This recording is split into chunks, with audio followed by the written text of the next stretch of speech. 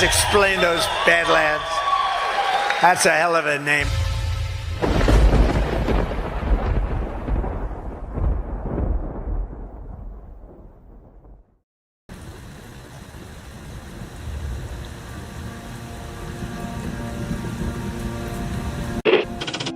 Mr. Vice President, I'm going off script again, I know, but I just want to personally thank you. We've been through some stuff. We've gone through some of the most complex military operations this country's ever conducted, and your steady hand and your leadership during those was a great source of strength for me. Thank you for your leadership. Thank you for your character. Thank you for your selfless service. Thank you for commitment. Thank you for being a mentor to me, Mr. Vice President. It's called the swamp. And you know what happened? And you know what I did? A big favor. I caught the swamp. I caught them all. Let's see what happens. Nobody else could have done that but me. I caught all of this corruption that was going on, and nobody else could have done it. Did I get that one right?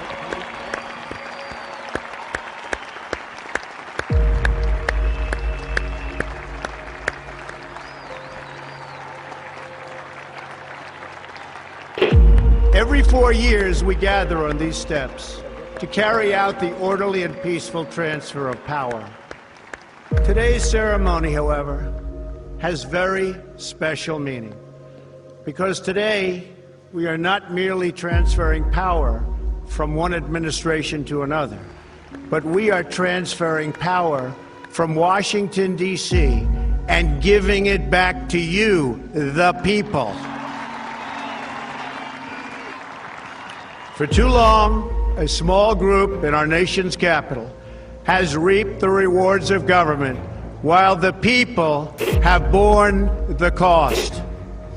Washington flourished, but the people did not share in its wealth. This American carnage stops right here and stops right now. The forgotten men and women of our country will be forgotten no longer. From this day forward, a new vision will govern our land. From this day forward, it's going to be only America first. This is a president of the United States who is a danger to the republic. America first. He knows he's an illegitimate president. The oath of office I take today is an oath of allegiance to all Americans. The great Trump recovery. America will never be a socialist country. I will fight for you with every breath in my body. Russia, Russian, pro-Russian, Russian, Russia, Russian, Russian, Russian, the Russians. Russian. Russia, Russia, Russia. And I will never, ever let you down. A dangerous virus is spreading rapidly in China, and U.S. officials are very worried that it could come here. This is really the worst attack we've ever had. This is worse than Pearl Harbor. This is worse than the World Trade Center. There's never been an attack like this. The time for empty talk is over. Now arrives the hour of action. What they're doing is using COVID to steal an election. Together, we will make America strong again. You know what it's about? Fraud, fake ballots. We will make America wealthy again. They are trying to steal the election. Now, under the leadership of President Trump, we are fully realizing President Kennedy's prescient view of Special Operations Forces. We will make America proud again. And watch, please, those mail-in ballots. We will make America safe again. And in millions and millions of ballots, their vote is under what they thought they needed. They're dumping more ballots in there, okay? And yes, together, we will make America great again. Thank you. God bless you. If we are right about the fraud, Joe Biden can't be president. Congress, the chair declares the joint session dissolved.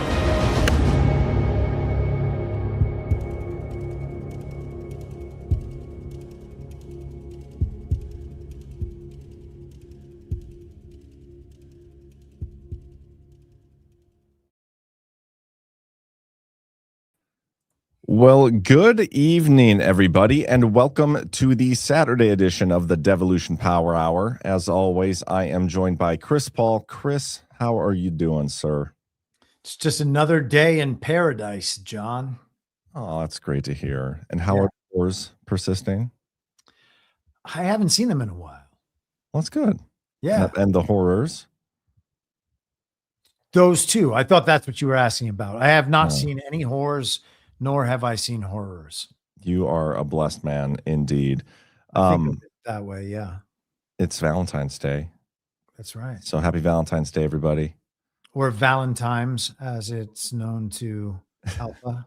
My 6-year-old daughter calls it Valentine's Day. And every time she says Valentine's and she's super into it, I think of Alpha. It's a weird thing. But I think every kid has to say Valentine's first, you know? Yeah. And that's just a matter of whether or not you grow out of it. Run. Yeah. Alpha just never learned to run when it comes to pronouncing that word. But so funny.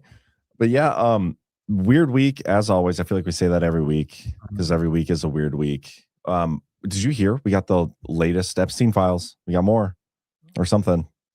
Wow. Yeah. No, I didn't hear. Is that true? It's kind of true, I think. Let me pull it up. The DOJ, Pam Bondi, they put out. People are saying it's another 3.5. I'm not sure if it's new 3.5 or if it's the same old 3.5 with just unredactions or something. Mm-hmm. But yeah, looking forward to another couple weeks of just bullshit.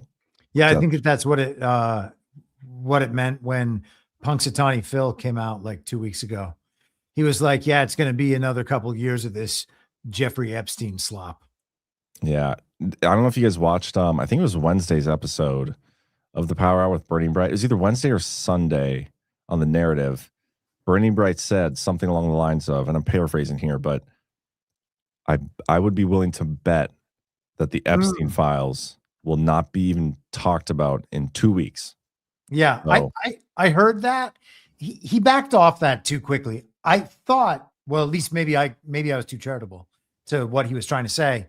But I thought he was just kind of saying like something else will cycle through. People's attention will shift totally to that. They'll ignore the Epstein thing until the Epstein cycle comes back around.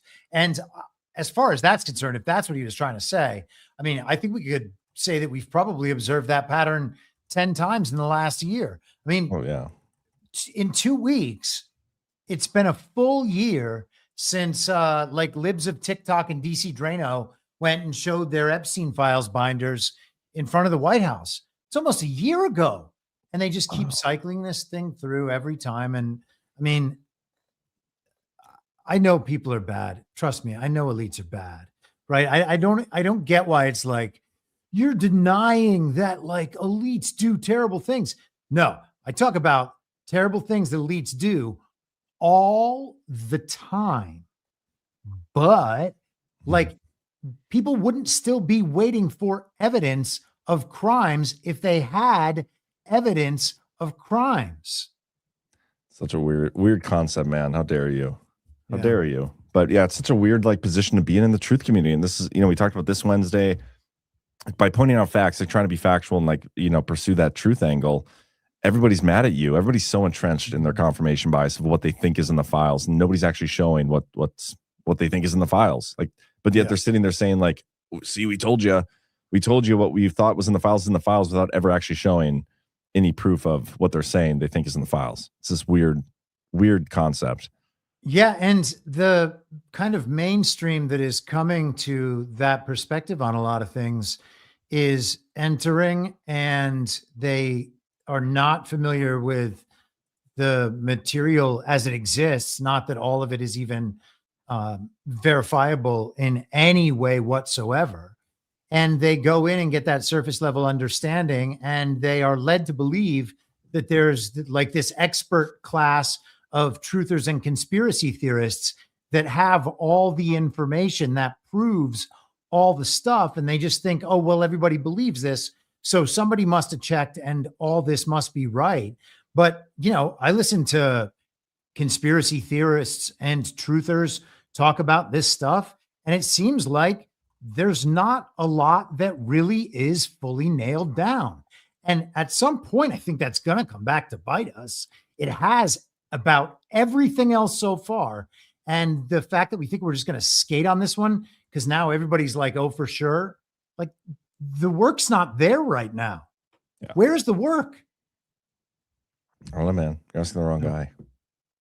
I'm the pedophile protector, according to most of the people I'm engaged with online right now. It's so stupid, and it's absolutely so crazy for people who like want to see a Christian society reborn to walk around calling strangers on the internet pedophiles because they have a different opinion.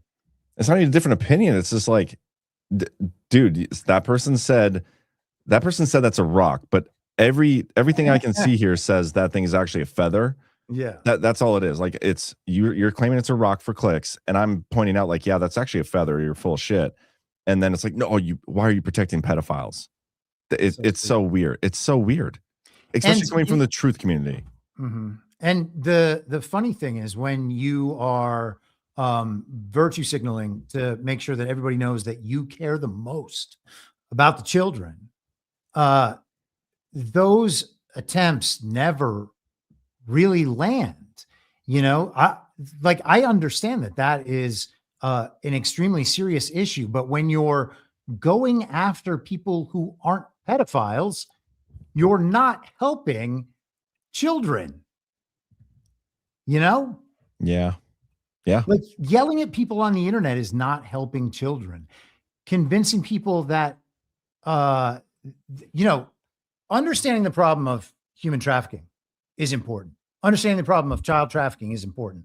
Understanding that there are people who we might think that there are not people who have these like really alternative, disgusting religious beliefs, but those beliefs are as old as time.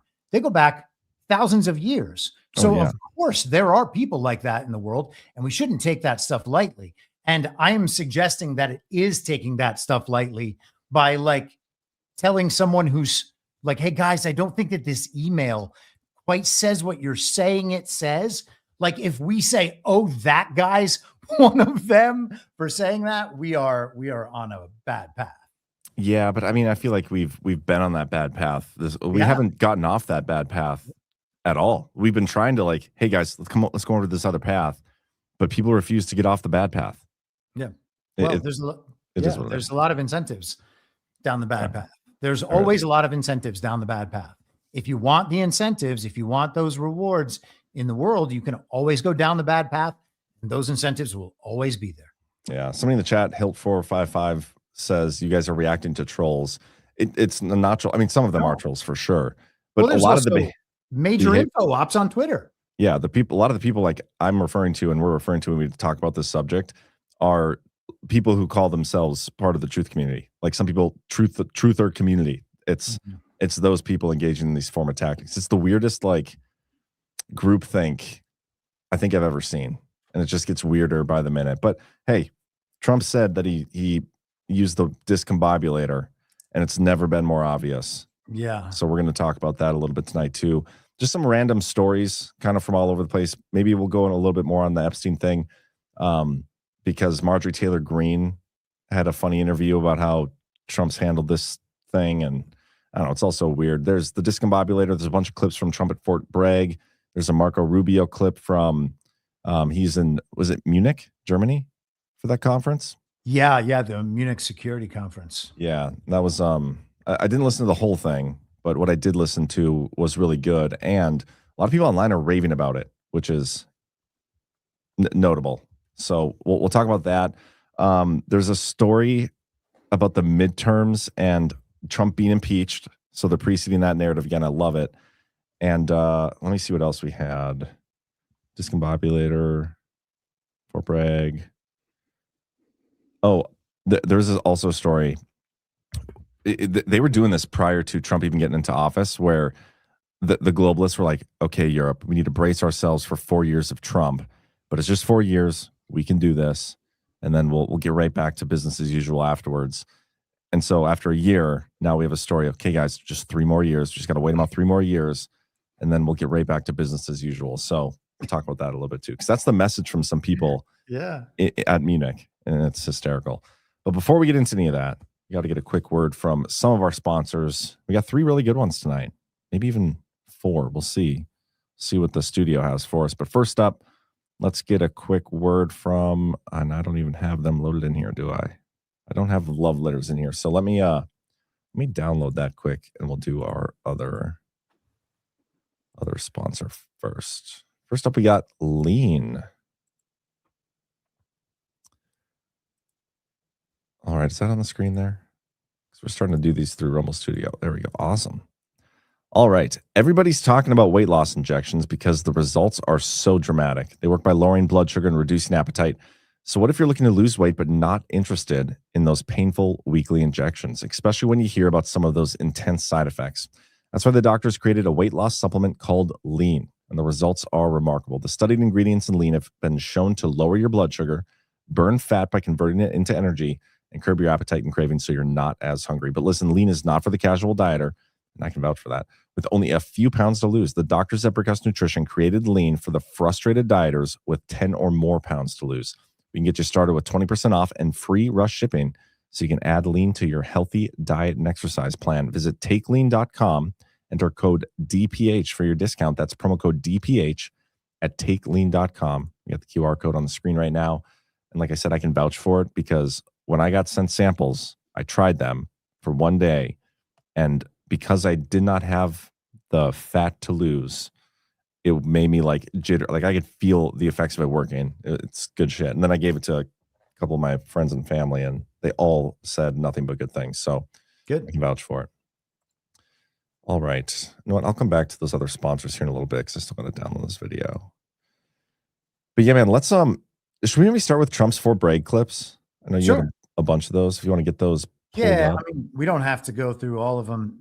They're short, but it was a funny speech here. Let's just go through a couple of these quick, just because they were, sometimes he has these strange turns of phrase, and you're like, what is he saying there? Check this out. So this is his, the beginning of his address to these soldiers at Fort Bragg, and, watching Fort Bragg became Fort Liberty, and now it's like Fort Bragg again, but a different Bragg.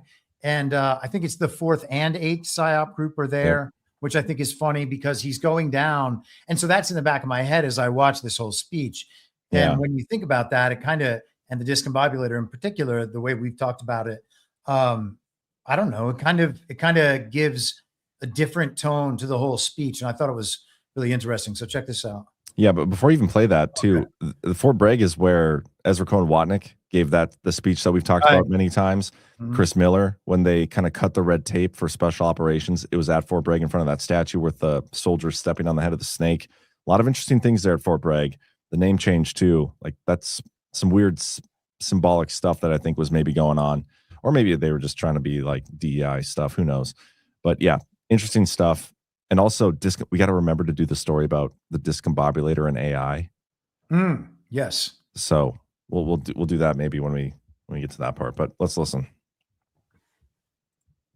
Oh, you want me to pull on the screen? So we have an amazing group of people before me. Amazing. And very proud of you. Somebody said, I was just watching a little news coming down. They said, it's amazing he can find the time in his busy schedule. Believe me. You're the time. My schedule's not the time. Like, you're so the time. He's essentially saying to them that their time right now is more committed and maybe even more valuable than his own. I mean, that's very he's being very gracious there, but I just thought it was interesting anyway. Yeah, he could also be saying like, it's amazing you can find the time. It's like none of that stuff is worth my time. You're what's worth my time, There's a couple different ways you could interpret that. Yeah. Okay. Like that.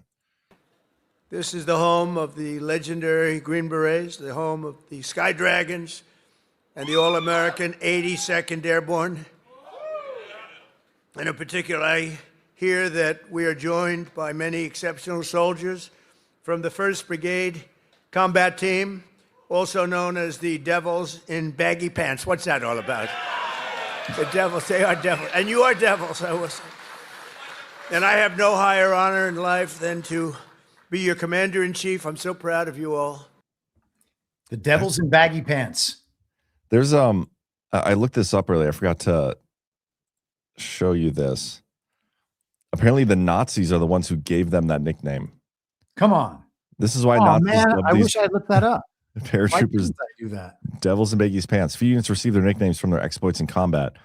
Even fewer derive their moniker from what the enemy calls them.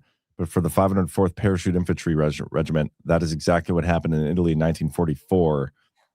They met the Germans in Sicily along with the rest. This is where the Germans and Italians first discovered that the American paratrooper was a uniquely dangerous man. Initial elements of the regiment got into action, blah, blah, blah. I want to find the part where they talk about facing the prospect of being overrun. General Dawley of the 11th Corps commander called Tucker and told him to retreat. Tucker was having none of it and certainly replied, "Retreat, hell, send me my other battalion." Plan was scrapped. Or maybe I'll play the next clip and I'll see if I can find the part in here. Oh, here we go.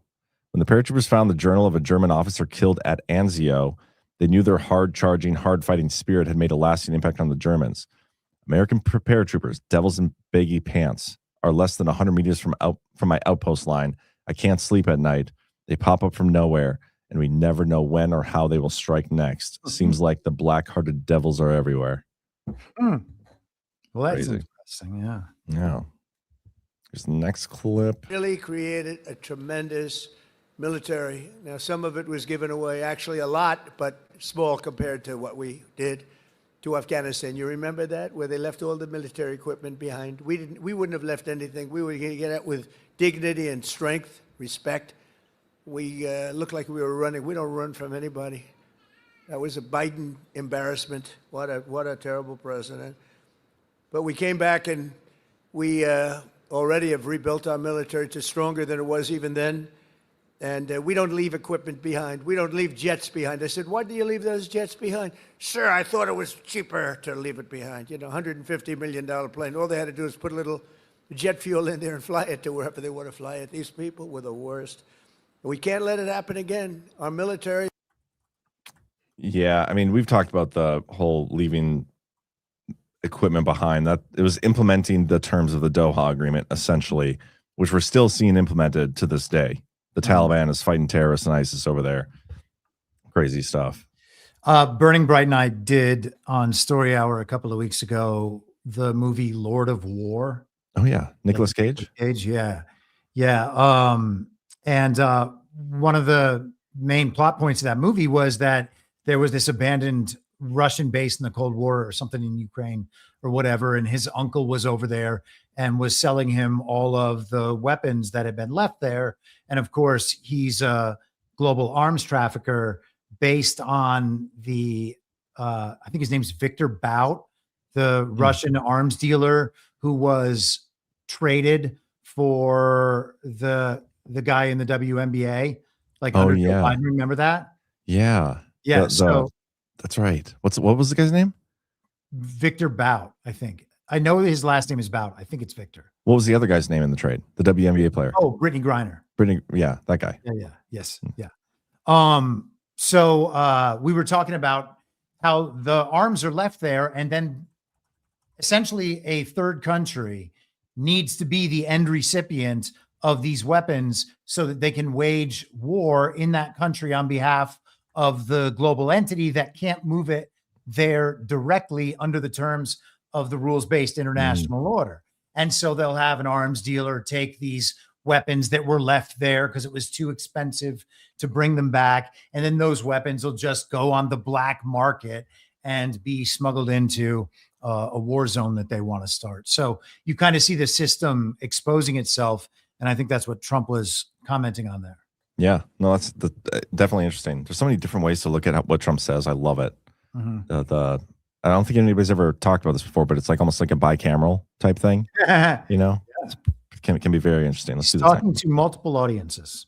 Hell yeah. Years of recruiting shortfalls, as an example, new enlistments have soared to record highs. We had a year and a half ago, nobody wanted to join the military. They didn't want to join the Army.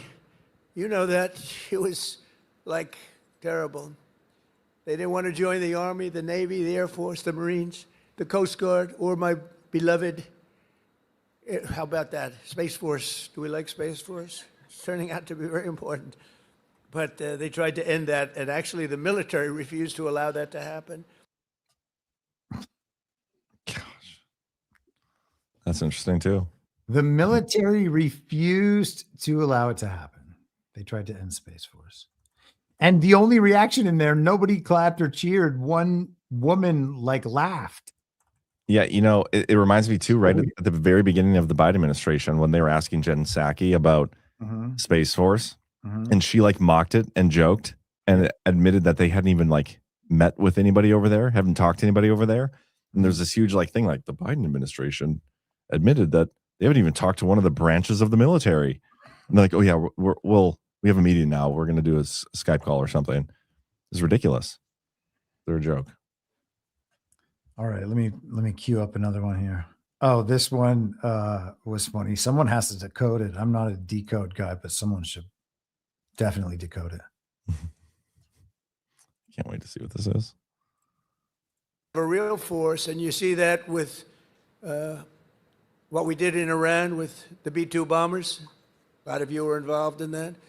And what we did recently in Venezuela, nobody ever saw anything like that happen. A Venezuelan general who was on the site, but he moved out fast enough that he lived, because most of them didn't. But he was on the site. He said, we were totally prepared.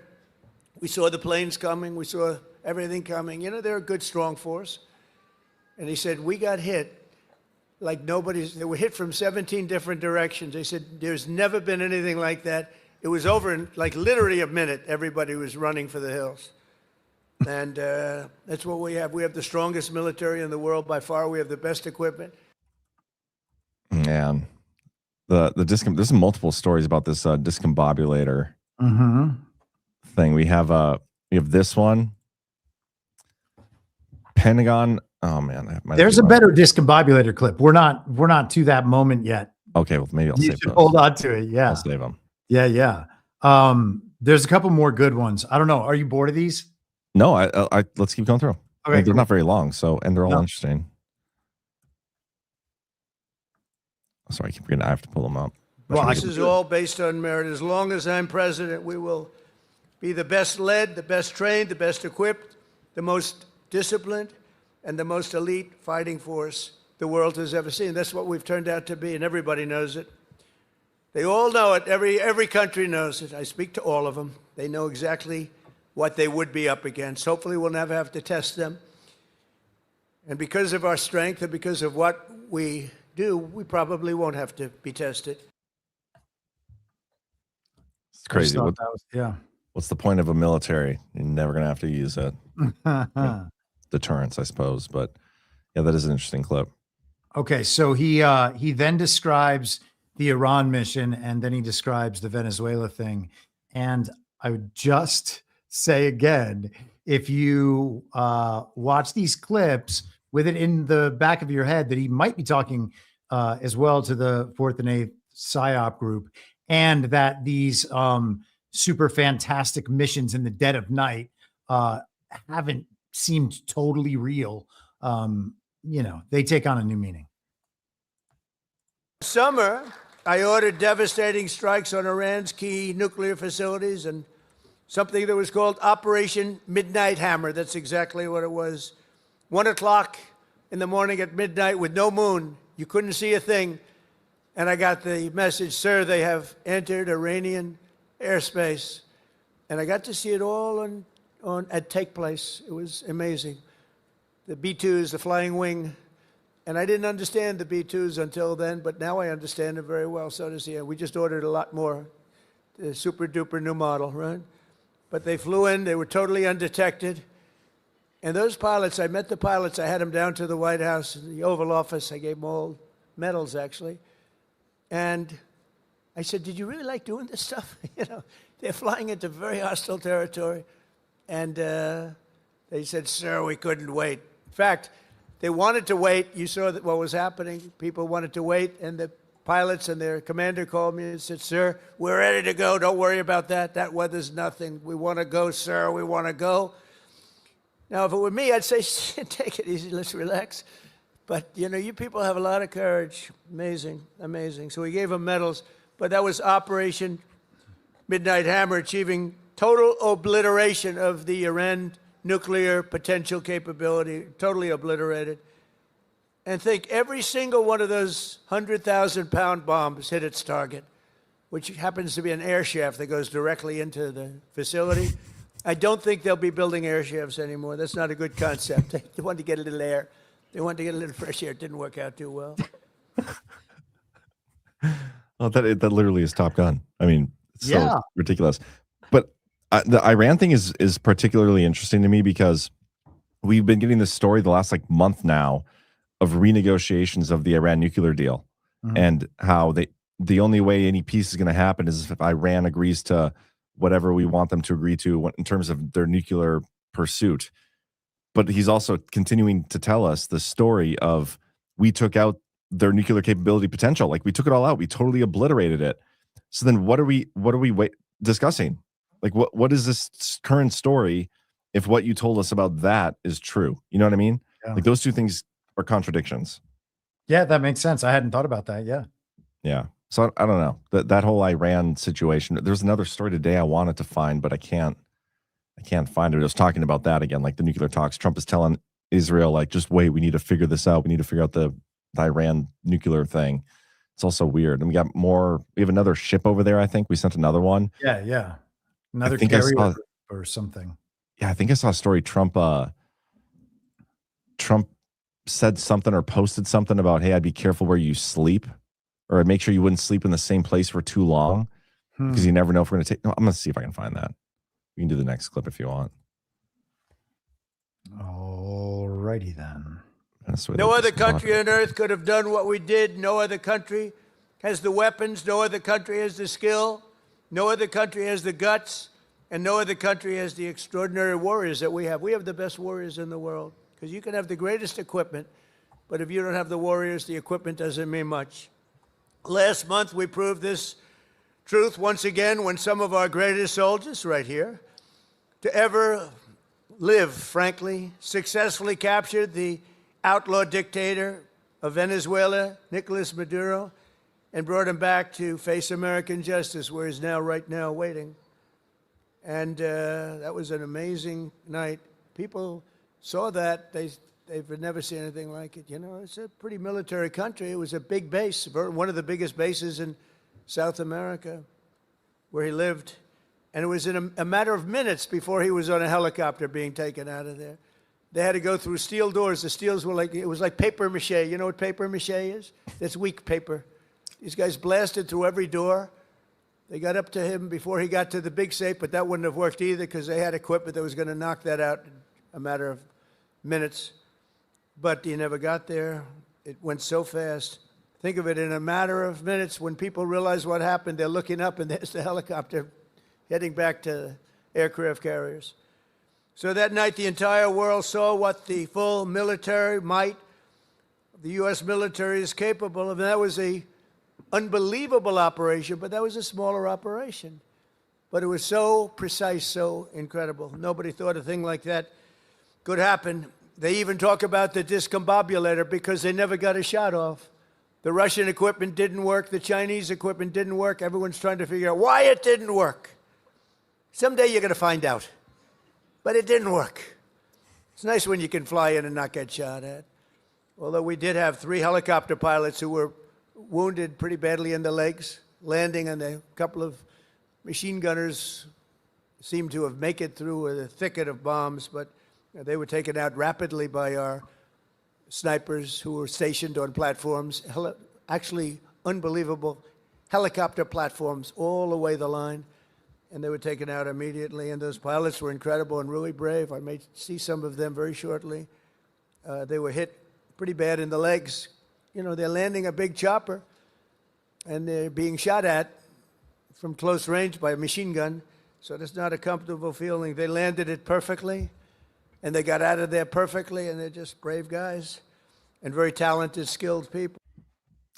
I have questions. Yeah. So, like initially in that clip, he says, I almost want to find it. He's like, nothing worked. The Russia stuff didn't work. The DC Chinese stuff didn't work. Could happen. They even talk about the discombobulator because they never got a shot off. Yeah. The Russian equipment didn't work. The Chinese equipment didn't work. Everyone's trying to figure out why it didn't work. So he said that first. They didn't get a shot off. And then he's like, but also our helicopter pilots through machine gun fire and a thicket of bombs. So they got hit in the legs by people who did get shots off, but they were taken out by snipers on platforms on moving helicopters. Yeah, so there's something weird. Firing the discombobulator right now. I'm pretty sure the discombobulator, like, and this is what people are thinking it is too. I was reading a couple stories. Where's it at? Yeah, here. Trump's secret Venezuelan missile or weapon. Someday you're gonna. Oh, sorry, I was taking that off for you. This one, Trump's discombobulator Fort Bragg reference sounds much like EMP missile. Successful test fries electronics. While in North Carolina, sounds discombobulated. Yeah, on Friday to praise U.S. Special Force, he talked about their capture of the Venezuelan president. He mentioned the secret weapon from the daring raid for the second time in a couple of weeks. I mean, he's mentioned it like every opportunity in the last couple of weeks. Every time he's talking. During the January 3rd raid with no U.S. deaths, highly trained Delta Force special operators from Fort Bragg swooped into a darkened Caracas compound on helicopters, grabbed Venezuelan leader Nicolas Maduro and his wife, and quickly left. Praised their actions. He first referenced the weapon on January 25th. The discombobulator, I'm not allowed to talk about it, but here I'm going to talk about it at every opportunity. They never got their rockets off. Oh, yeah, I remember we had that joke where it's always a bummer when you can't get your rockets off. They had Russian and Chinese rockets, and they never got one off. We came in, they pressed buttons, nothing worked. Everyone's trying to figure out why the defense didn't work. Someday you're going to find out. President Trump has previously hinted that the military uses a certain expertise to turn off power in Caracas for the operation. For several years, the U.S. military has had an EMP missile named Champ that does just what Trump has described using high-powered electromagnetics, or HPM, and an improved version called Hijinks. The most advanced HPM system was successfully tested in 2022. Both systems damage key electronics and power systems without deaths or visible damage, making them non-kinetic in military terms. So I don't know. And they know this because there was a document in 2012? I don't know. Where are they getting this? Go up. Where do they say this claims from? Here, the Air Force Research Laboratory published a document in 2016 that exactly fits what the discombobulator accomplished. And that was even before improvements were made 3 years ago. Okay. All right. That's here. Champ system. High power microwave advanced missile project. Unmanned system capable of flying into a contested area and disabling an adversary's electronic systems. It employs a high power radio frequency technology, which was developed over the past 2 decades in the Air Force Research Laboratory and tested through Joint Capability Technology Demonstration. Yeah. Yeah, this sounds, I mean, I like discombobulator better. Yeah. Also, this doesn't, I mean, come on. It's not this. It probably isn't, but it could be. I don't know. Well, I mean, either way, this, what happened to the machine gunner? I really want to know how the machine gunner could be blowing holes in the helicopters while they got in and immediately got out. And, but also the Chinese and Russians didn't fire a shot. Well, I mean, if you, an EMP would make sense because like a gun doesn't have electronic parts. Well, you know? Okay. I suppose if we are to enter this world, then yes, that would make sense. Sure. Okay, but then also, if anything we were told about this was verifiably true, but of course none of it is. That's true. But then also, like, now I have questions like how, I mean, I have a Faraday bag, which I can put my phone in, and I'm told that that will protect it from EMPs, right? So how did they not have like Faraday, tarps to put over their missile systems? Well, the discombobulator hit them with the first one that knocked out those systems, I think. Yeah. I know. I feel like we need to patent that so we get the money when they develop the Faraday tarp. I mean, if it's all just stories, then I think we've already given that one away for free. Yeah, it's true. But I mean, you're absolutely right. There's no way to confirm this stuff. And it sounds so silly. And especially when you think narrative warfare, he's at Fort Bragg, 4th PSYOP group, 8th PSYOP group. I mean, can we listen? Literally Yeah, go ahead. Sorry. Literally everything the freaking PSYOP or Epstein files story is a discombobulator. It's just as discombobulating. Yeah, and a bunch of other events are happening at the same time. The DHS thing is big. They're going to do some Iran war scare whenever they need to. I mean, all of this stuff is happening at once. It's all so ridiculous. The Clintons are re-entering the fray. Did you see Hillary Clinton at the Munich thing? It's crazy. I heard she was there and she's against open borders now. I don't know that I heard that part. I didn't have a chance to watch the whole thing or anything. Can we just listen to Trump though one more time? His description of this harrowing event here. Yep. Equipment didn't work. The Chinese equipment didn't work. Everyone's trying to figure out why it didn't work. Someday you're going to find out. But it didn't work. It's nice when you can fly in and not get shot at. Although we did have 3 helicopter pilots who were wounded pretty badly in the legs, landing, and a couple of machine gunners seemed to have made it through a thicket of bombs, but they were taken out rapidly by our snipers who were stationed on platforms, actually unbelievable helicopter platforms all the way the line, and they were taken out immediately, and those pilots were incredible and really brave. I may see some of them very shortly. They were hit pretty bad in the legs. You know, they're landing a big chopper, and they're being shot at from close range by a machine gun, so that's not a comfortable feeling. They landed it perfectly, and they got out of there perfectly, and they're just brave guys and very talented, skilled people. Crazy, yeah. It just doesn't make sense. A thicket of bombs, and then we had snipers stationed at all of the helicopter pads down the line. Yeah. Confused. Or was he talking about the platforms on the helicopters? I guess it could have been that, right? I don't know. I mean, that was wild. Did you ever see the movie Spy Hard with Leslie Nielsen? No, but now I want to. Did you ever see The Usual Suspects? No. Damn it. See, most of the people in the audience will have seen The Usual Suspects for sure. Okay, but I don't know if you want to watch movie scene, but I would love to. This YouTube potentially we'll see you later if this gets us booted. Oh, no, really? Worth it. You guys can come over to Rumble if it happens. Let's put it up there. Is it up? There we go.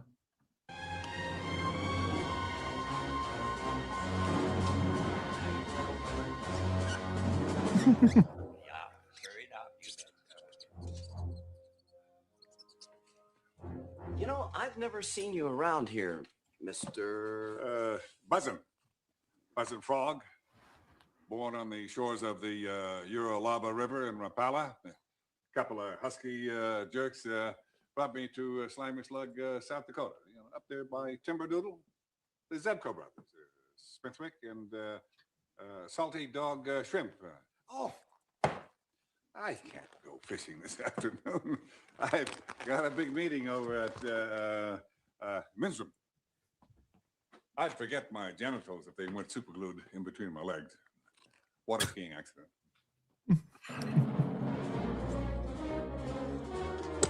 Freeze, Harrison. Don't move.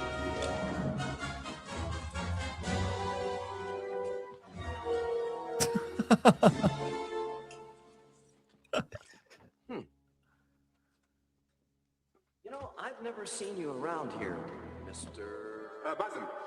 Buzzin Frog, born on the shores of the Uralaba River in Rapala, up there by Timberdoodle. Salty Dog Shrimp. I've got a big meeting over at Minstrom.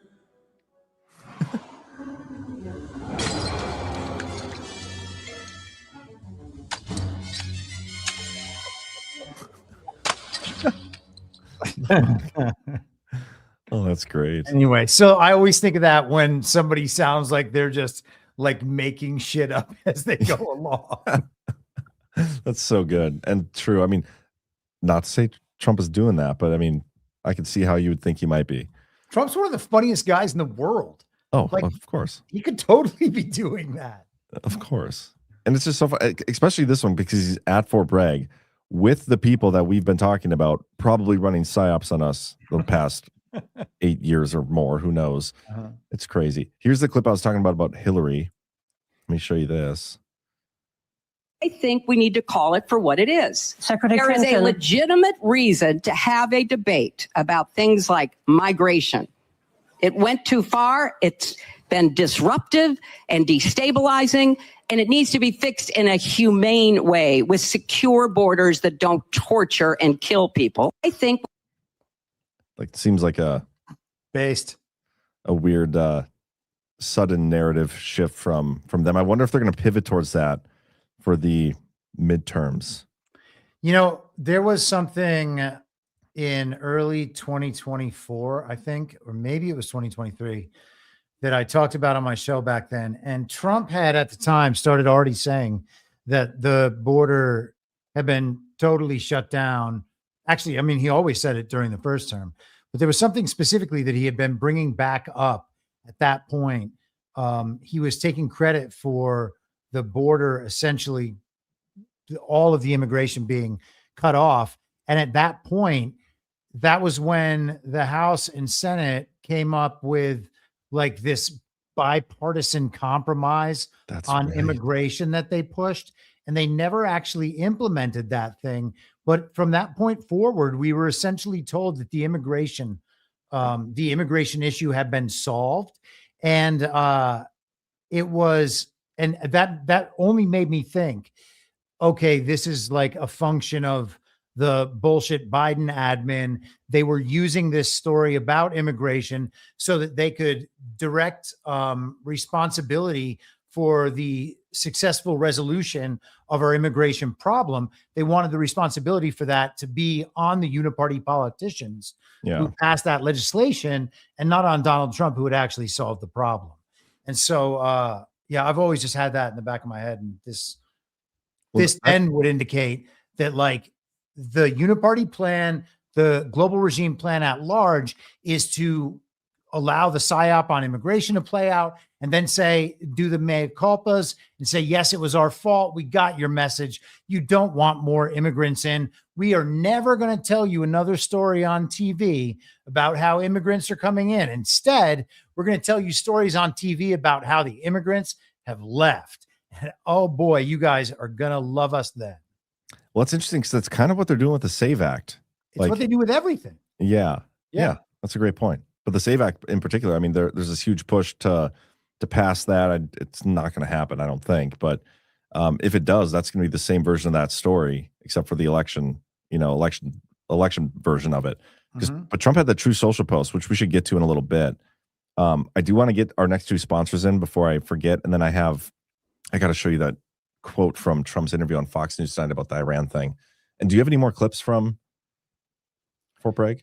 That was all for Fort Bragg. There was a Hillary clip I saw today, though, that she was like just warmongering like I've never seen her before. It was incredible.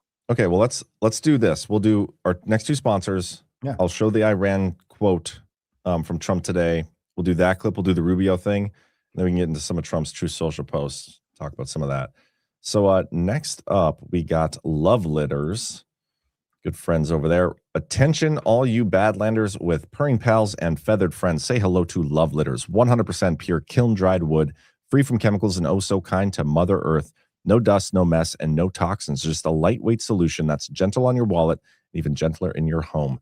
Their biodegradable litter is crafted from wood destined for landfills, giving it a new purpose in your pet's life. And cats love it. Love Litter's astonishing formula works like magic to neutralize that notorious cat urine odor, keeping your home pine fresh and welcoming. And for bird lovers, it zaps moisture from bird droppings, crumbling them away, all while safe if pecked at or ingested. And for reptiles and critters too, their mix is crafted to dilute the pine scent, ensuring those little lungs stay happy and healthy. Plus, every 30-pound bag of Love Litters will last up to 6 months, saving you some money. So transform your pet care routine today. Visit badlandsmedia.tv/litter. That's badlandsmedia.tv/litter, and breathe easy with a litter that loves your pet just as much as you do. Thank you to Love Litters. And then we also got some CB Distillery. Let me get this pulled up here in Rumble Studio. Okay. When was the last time you woke up actually feeling rested or got through a day without feeling totally stressed out? Over 50% of adults say they'd feel better if they got more sleep, and stress is often the biggest barrier. That's why CBD from CB Distillery makes so much sense. CB Distillery has natural solutions for sleep and stress that can help break that vicious stress sleep cycle. And everything from CB Distillery is premium quality, third-party tested, and free from artificial dyes or fillers. They're the source I trust, and so do 2 million other happy customers. You can shop by benefit, whether you want better sleep, less stress, improved focus, pain relief after workouts, or even something for your pets. It's all right there. I have been taking the sleep one. It's up in my room. Do it. So love it. Absolutely love it. I got my new order in. I've also been taking this the the focus one, and I'm literally out. I ran out yesterday. Uh-oh. But actually, I love that shit too. It's so good. And I feel like the focus, I coupled that with one of my mushroom vibes, and good to go. I tried the sleep one. The sleep one worked great. Oh, absolutely. You know, I used to not be a fan of like melatonin, but there's something about the CBD with the melatonin that just, it does it for me. I've been sleeping so much better now that I'm back on it again, because I went a while without having the product, so I obviously didn't use it. Now that they sent me my samples again, I'm a happy camper. So if you're listening, CB Distillery, would love some more. So if you're ready to start sleeping better, feeling less stress, maybe just feeling good again, focusing better, get some CB Distillery, guys. CBDistillery.com. Use promo code DPH and get 25% off. That's CBDistillery.com, promo code DPH. Specific product availability depends on individual state regulations. And thank you to Rumble Studio and CB Distillery for those. Okay. What did I say we're going to do? Oh, yeah, this quote. I want to show you this. I haven't seen the actual clip yet, but I've seen multiple people share this. Trump apparently did a Fox News interview tonight, and he said, if I were the supreme leader of Iran, I would be afraid to sleep in the same place for too long. I would reveal its location live on air, but that would be a bit stupid of me. Instead of wasting enormous resources on long bomber flights. And then I think he said something about we've sent more ships to the region. But just, I decided to concentrate aircraft carriers in the region to be prepared for any scenario in which no deal is reached. But it's like, okay, I would reveal his location on air, but instead of just doing that, I'm just going to tell him that we know where he is. Like, both of them kind of give away that you know exactly where he is and take him out at any moment, if it's true. I don't know, but I thought it was an interesting thing to say, and it doesn't really fit with what we were just talking about. But earlier when we were talking Iran, sparked my memory. So, well, he might discombobulate Iran too. Discombobulates everybody, man. Yeah. You get discombobulated. Sometimes I wonder if were you doing Oprah and I just cut you off? Sorry. That's okay. I think that was appropriate for you to cut me off when I was sometimes I wonder if he talks about Iran and some of these other nations. You know, if you're talking about good twin, evil twin, then when he refers to China, for instance, he's not talking about whatever segment, whatever faction in China is aligned with the sovereign movement around the world, aligned with Donald Trump. He certainly seems to indicate pretty regularly that she is someone that he can work with. And there is like the new federalist state of China, and there's other kind of more sovereign movements there. So when Trump is talking about China, it's entirely possible that he's talking about the global regime faction in China, that they are still doing things in China, just like they are still doing things in California. You know, we, if one of the other leaders was saying, oh, the evil United States, but you knew he was also friends and had a good working relationship with Donald Trump, and their priorities aligned with the priorities of the American people and the sovereign movement or whatever, they would parse those things. And I think it's important to parse those things. And when you do, it's like, okay, well, the regime clearly has interests in Iran. And if whatever negotiation he is in with the regime element in Iran is failing and he has to apply additional leverage, well, then he's saying, hey, we've got you right where we want you. And if you don't believe us, go ahead and test us, and we will prove to you that we have you right where we want you, because we prove it over and over and over and over and over again. So when he's making threats like this, that's how I try to think of it. That's interesting. That makes sense. Yeah, no, it makes sense. That's an interesting thought. I had a thought that came up like earlier in your commentary there, and then I lost it. I got distracted by the chat. The good twin, evil twin thing, China. Yeah, no. For some reason, I was thinking of Obama doing his interview today, or the clips that came out. Did you see that? No, but tell me about that, because I think that's interesting. Sometimes, like if we were to talk about, if we were going to flesh this out further, okay? These are things that I think about, all right? I'm not writing a thesis on this. It's a pattern that I see, and I wait for more information before I would commit myself to this pattern. So I've never bothered talking about it before. Yeah. But I would think that Obama would be the key proxy when Trump is talking about Iran. Well, yeah, it's not. It wasn't even talking about Iran. For some reason, while you were talking, I thought of Obama on his interview today, and it reminded me of the thing I just showed you about Hillary, how she's like, maybe we went too far with immigration. And I think it's because you mentioned California. That's what it is. Obama today on an interview brought up like homelessness in California. He's like, yeah, maybe we should probably fix that. Like maybe we went too far with the homeless situation. And I'm starting to see this pattern now. It just made me realize. Let me find that clip. But that's also them trying to get ready to wrap up the Great Reset narrative agenda. Klaus Schwab wrote The Great Reset, COVID-19, The Great Reset. Then he wrote a book called The Great Narrative. They are steering us through this process, telling us stories from two sides of a controlled opposition dynamic. Okay. That's what the big picture is. And we can hope that we have found a movement and tens of millions of people, not only in America, but in other countries around the world that are aligned with a movement against that. But it is entirely possible that most of those people that we believe are aligned with that thing are actually just fully aligned with the other side of the controlled opposition as the pendulum swings back from one side to the other. Because the point is that they drop the system. They drop the floor out of the system. The system collapses. And as the system collapses, all of us think, oh, well, you know what we need? A new system. And then they say, hey, that's so interesting. We got a new system right here. Check out our system. It solves all the problems of the old system. And we say, yes, please put that in. And that is our surrender. That is game over. And we just move into that new system. And we give all our leverage away when we pretend that there's not a chance that's happening. No, that's definitely happening. I see it also as like right now, the Trump administration or Trump himself, I would say narratively, not necessarily actually, but narratively, this is probably the most, I don't know, like people are being extremely critical of Trump because of the Epstein situation. I think a lot of it's bullshit. I think a lot of the stories about Trump's handling of the Epstein situation is bullshit, made up, fabricated. This has been an op against him this entire time, as we've been saying on the show. It's been weaponized, but from a public standpoint, like everybody's seeing on like, I can't believe Trump was in this cover up and like all these things. And maybe it's all manufactured, maybe it's all bots. I don't know. But there are some people that I know that are genuinely saying that. It's just also weird. And then to go along with that, on the same day, we have Hillary being critical of the mass immigration thing, which is weird. And then now we also have this clip from Obama talking about homelessness in California, and the timing of it just feels very much like, okay, in order to, like, we have Trump at his weakest point narratively, we need to somehow pull people away from him.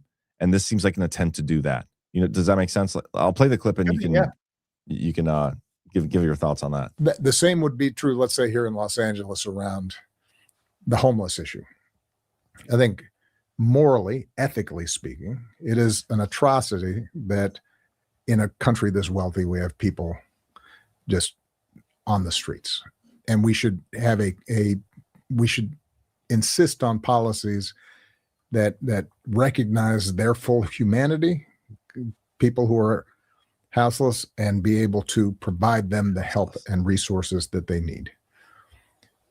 But we should also recognize that the average person, doesn't want to have to navigate around a tent city in the middle of downtown, and that we're not going to be able to build a working majority and support for the resources that we need to help folks like that, whether it's drug treatment or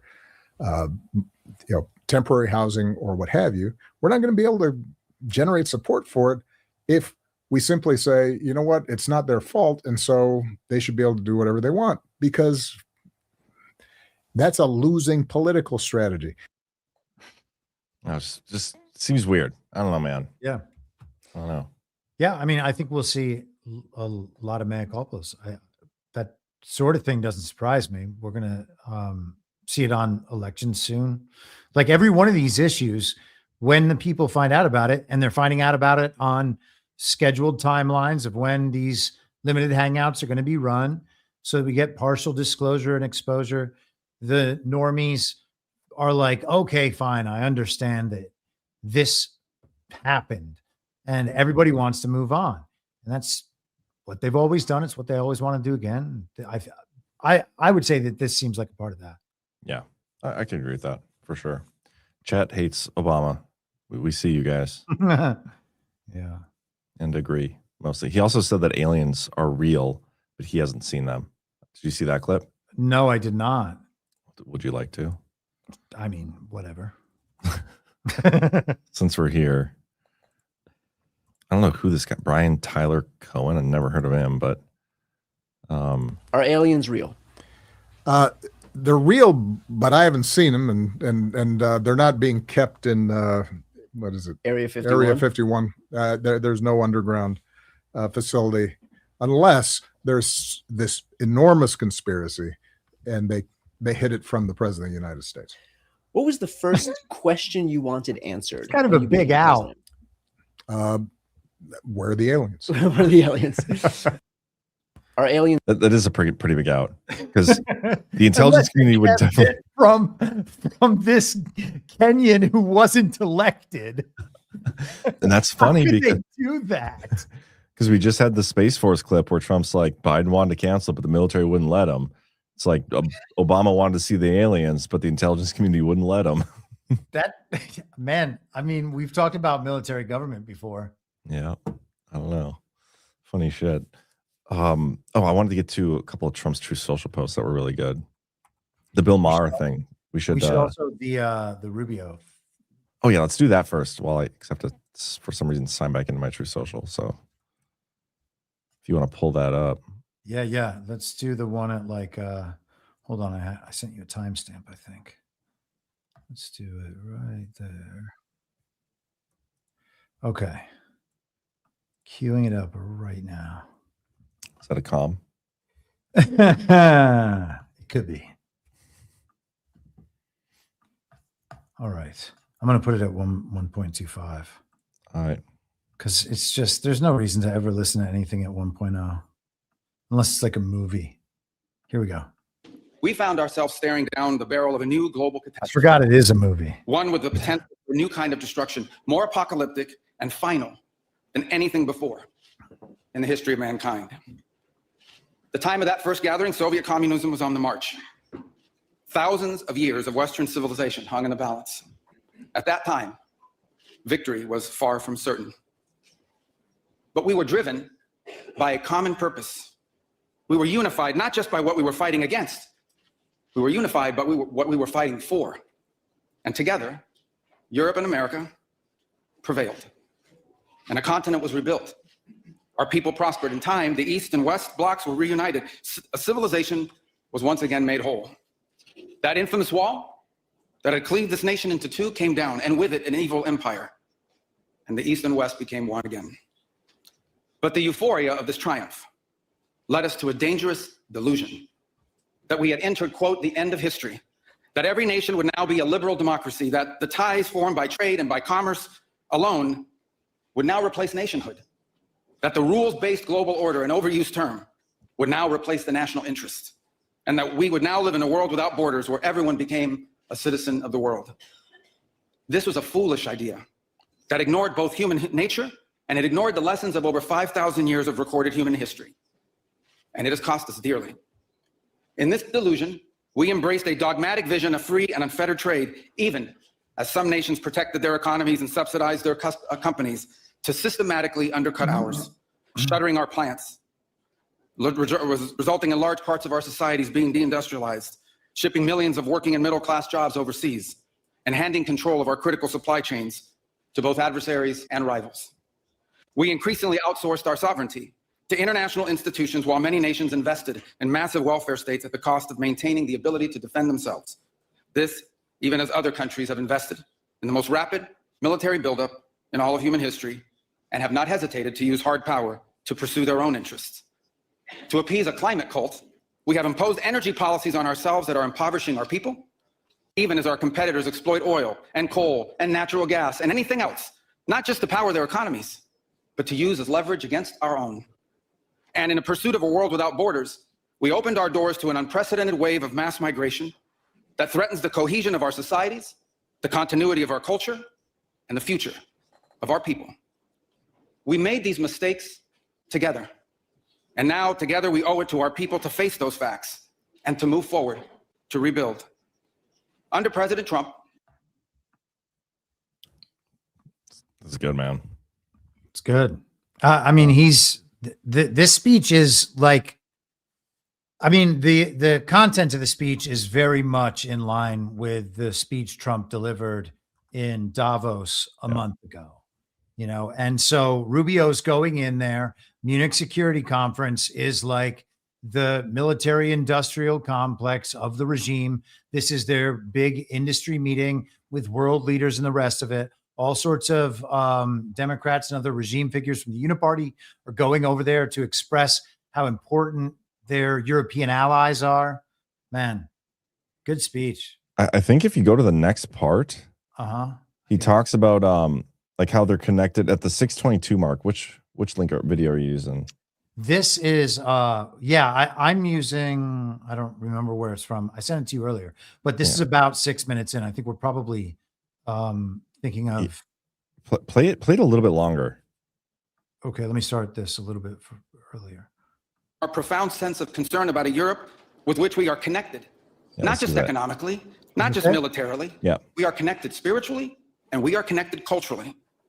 We want Europe to be strong. We believe that Europe must survive because the two great wars of the last century serve for us as history's constant reminder that ultimately our destiny is and will always be intertwined with yours. Because we know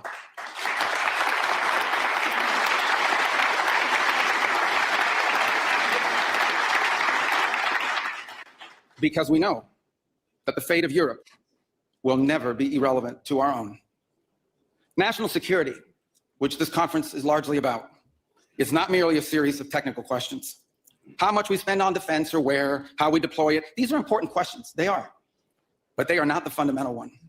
The fundamental question we must answer at the outset is what exactly are we defending? Because armies do not fight for abstractions. Armies fight for a people. Armies fight for a nation. Armies fight for a way of life. And that is what we are defending. A great civilization that has every reason to be proud of its history, confident of its future, and aims to always be the master of its own economic and political destiny. Yeah, we could probably it was here there. In Europe. Yeah. I mean that it's really good, and he gets into like how the United States came from you guys, but in terms of what Trump said in his national defense strategy, where he's like, we don't even know if you're going to be our allies soon, because we don't even know if you're going to be majority European soon. Like you guys are pissing it down your legs, and then again, Hillary. I keep going back to the Hillary clip of her saying like, maybe we fucked up with the whole mass migration thing. It got a little out of control, but yeah, it's just a great speech. I want to listen to the rest of it. I think that's about as far as I got into it, like 5 minutes after that. Me as well. Armies don't fight for abstractions, I thought was wonderful, because that's what it is. That's what it is. They're like, we're fighting for Western values. Well, what are those? Well, they're a series of morally relativistic principles that can be rewritten at a moment's notice anytime by anyone who is arguing on behalf of them. There's not like a list of Western values. These people they try to smuggle Christian values into their view of modern technocratic society and call those values Western values. I mean, these people cannot be taken seriously when it comes to culture or history or any of it. Yeah, that's interesting. But as I'm thinking about it now, I mean, psyops, like fifth generational warfare, I feel like that is fighting over what word did he use? Well, yes. I mean, that would be inadvertently true. Yes, that would be. You would then have to go on the level of, well, if this is a massive hoodwinking, the people that they are then psyoping people into the military in the first place to go die in fake wars, which is not that far off. Yeah, but like you can conduct a full warfare campaigns, in my opinion, using fifth generation warfare, never having to get to kinetic warfare, and all of that is like abstractions. It's all psyops. Yes. It's all over abstract concepts and everything. I mean, the whole. So well, you can also say that a war is happening without it happening as an element of fifth generational warfare. Sorry. No, that's absolutely true. That's essentially what I was going to say anyway. So I said it better. No, that was perfect. We could go to the Trump's Truth Social post. There's two of them that are really good. I think we should do the voter ID one first. Let's do this. Yeah, this is it. Absolutely love this. From Donald Trump. Unless you had anything else you want to say about Rubio. No, I want to watch the rest of that. I haven't seen the rest of it either. But I was impressed. He was going hard. That's better than JD Vance's speech to, I think, the same. Yeah, it was Munich last year where he gave like a keynote. I'm almost positive that was Munich. But anyway, that keynote he gave where all of Europe was like, how could you treat us so harshly about our censorship? Remember that? Yeah. Like JD Vance goes and defends the First Amendment overseas. Yeah, it was at this conference. Here it is. JD's full speech on the fall of Europe at the Munich Security Conference. Okay, good. Nailed it. Okay. Let's do this one. The Democrats refuse to vote for voter ID or citizenship. The reason is very simple. They want to continue to cheat in the elections. This was not what our founders desired.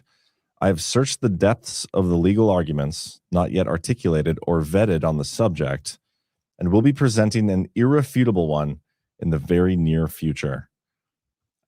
Could you imagine Trump like going down to the law library at the Capitol and like digging through legal textbooks, looking for? That's what he has us for, John. That's true, and AI. There will be voter ID for the midterm elections, whether approved by Congress or not. Also, the people of our country are insisting on citizenship and no mail-in ballots, with exceptions for military, disability, illness, travel. Thank you for your attention to this matter, President Donald J. Trump. I mean, we're talking about election security. It's a big thing. We had Kristi Noem do her whole rug pull down in Arizona this week. A lot of people, even John Solomon was like, we're going to see a Georgia type, a Fulton County type event related to election security in Arizona. And then she shows up and just talks about the SAVE Act. Everybody's pushing the SAVE Act. Even Elon Musk is like going hard on the SAVE Act. And then Trump's like, well, the SAVE Act is utterly meaningless because it doesn't matter if they even don't vote for it, because I will make sure that we have what we need in the elections. You know what I mean? So he's completely like taking the legs out of the SAVE Act psyop by saying it doesn't matter whether they want it or not, whether it's approved by Congress or not, does not matter, because we will be having voter ID for the midterms because of a new novel legal argument that nobody has ever heard of that the founders desired. Yeah, well, I mean, if we went back to that style of elections, I would be down for that argument. He should argue just from an original constitution basis on every one of these issues, and we would get back there quickly. Do you think that Solomon got rugged on that yesterday? Because that certainly got a lot of hype. Or maybe he was helping to rug other people, I suppose. That's the charitable interpretation. But yeah, it's not a great one. And yeah, people were shooting out all sorts of messages about that in the morning. Everybody just playing the telephone game. They heard someone else say it. Someone inside this organization said that this is what it's going to be, and everybody goes with it. And it just like cycles through. I can't believe we're still doing that. Oh, it's the incentives, man. It's the incentives on social media. That's what people go for. Oh, yeah. You just got to break the story. But I saw a lot of posts too. I saw some people who are, broadly connected to this community. Like, yeah, my inside sources tell me that right now, Maricopa County, whatever election commission's office is being raided. And then like had 3 or 4 posts in a row of like, I told you guys this day would come, like multiple times. And then he followed up at the end after nothing happened. He's like, yeah, I guess my source didn't actually hear it directly. He heard it from somebody else, and that person, lied to him, or just excuse after excuse after excuse. When you see that kind of behavior, guys, you got to stop following it. But I don't know if it was an intentional rug, like he was in on it, or if they wanted to rug everybody, because CanCon picked up on an interesting part of that clip where they took everybody to a secure location. They bust them there, the news reporters, as if there was going to be this like super big, we need you at a secure location to talk about this because it's that important. And then it was just SAVAC. Like, what? Why would you do that? So it's like the Pit 2.0. Yeah, man. Was it? Well, the fact you said that, because isn't Phillips? He's like part of FEMA now. And one of the things Kristi Noem brought up FEMA and talked about economy of government and totally misrepresented. She's like, yeah, and FEMA's in charge of running the government if there's an emergency or something like that. That's not true. That's what Executive Order 13961 did. I wonder how committed they are to thinking that. I don't know. I should play that clip. I mean, Devolution to play that back on the last 4 years with what we were kind of talking about, I don't know, 2-3 weeks ago, when it comes to DHS, just being this construct of like the global security state embedded in the American government. In emergency conditions, they would take over the running of the government. And again, we can have the discussion about whether or not that's actually true, but they might believe it's true. Yeah, let me show you. And that probably makes it true under certain circumstances. Okay, here's the spot. I think this is it. I think this is when they asked, why did you do it here? And then she gets into talking about FEMA and critical infrastructure or something. Opportunity to take off the voter rolls if they shouldn't be there. Yeah. Oh, great. And apologies for the feedback. It's terrible. Like, your ears are going to burn after this, but just try to listen. Right here. Sorry. Why choose to do this press conference this way? Your agency is about to run out of funding. We were just here in Arizona last week at the border, and obviously you bus all of us to a secure facility. And I'm curious as to why choose to do this press conference this way on something that doesn't seem top secret. Oh my goodness, this is our critical infrastructure. So one of the things I think is good for all of you to know is that the Department of Homeland Security's mission is to defend the homeland, which means that even on our worst day, should we have an attack, a terrorist threat, if something disastrous happened to our country, the agency of FEMA under the Department of Homeland Security is responsible for running our government, which means that according to law, the authorities that are under this department is maintaining our critical infrastructure, which means it's my job to make sure that our electrical grid is sustained and intact and operational, that we ensure that we protect our cybersecurity, any kind of manipulation or threats we face on anything that is said or done on the internet is my responsibility. Our water systems, making sure that people have the water that they need for their communities to live and take care of their families. And elections is another one of those critical infrastructure responsibilities that I have as well. So she's like partially right, in terms of, yes, election infrastructure is critical infrastructure. FEMA is in charge of emergency response if there's a major attack, but who's responsible for running the government? That was Executive Order 13961, which replaced PBD 40, but then Biden came in at the last day before he got out of office and partially revoked Executive Order 13961. And then Trump on March 25th of 2025 issued the executive order. I don't remember what the number is, but it was for a review of Biden's partial revocation, Executive Order 13961, all these things having to do with national resilience strategy. They were supposed to issue a report on that within 90 days. And Marco Rubio's too busy giving bomb-ass speeches in Munich to fucking put out that report. Like, where is that thing? It's almost 270 days overdue. We still don't have a national resilience strategy. We have no context or insight into what they're doing with that partial revocation. We don't know what the national continuity policy is right now. I'm assuming it's just Executive Order 13961, but I don't know, man. But it's not FEMA. FEMA does not run the government if there's a major attack. Barbie, ICE or whatever we call her. So she went down there and people thought that there was going to be like the Tulsi Gabbard event in Georgia and they were going to do it in Arizona. Well, cool. And I'm, again, everybody gets upset when you don't seem like you want to cheer for the rerun as though it was a world premiere, but we've already seen all this stuff. Like, what are they going to do at this major press event? They're going to make the normies know that Joe Biden didn't receive 81 million real lawful American votes. Like, does anybody believe that he did? Like, if you asked somebody, hey, do you believe that Joe Biden actually received 81 million real lawful American votes? Like, no problem with those votes. There weren't like too many votes. Joe Biden was actually that popular. Like, do you really believe that? People would be like, well, I think he won, and Trump, he had those 62 court cases that went against him. So like, I think Biden won. And it's like, well, why can't you just say that you actually believe that he received 81 million real lawful American votes? It's because nobody actually believes it. Yeah. That's a great point. I actually had this conversation with Ash yesterday after we watched this press conference. And I was like, I don't think there's that many people out there that actually believe our elections are legitimate. I think it's just, like back then in 2020, they're like, okay, well, I'm apathetic to it. I don't care if Joe Biden, mean tweets or whatever. Like, this is probably better. I'm told his foreign policy agenda is going to be better than Trump. So whatever. The media Rachel Maddow told me that, this is a good move for lesbians or whatever. So yeah, that's fine or whatever. But I don't think anybody actually believed it. Ash is like, she thinks there are people that think that elections are legitimate and results. And I'm sure some of those people exist. But it's hard for me to imagine. Like, even my normie buddies who, they're not into this like I am, they can clearly be like, yeah, I mean, obviously Joe Biden didn't win, but it's too late now. There's no remedy in the Constitution to fix it. So whatever. Yeah.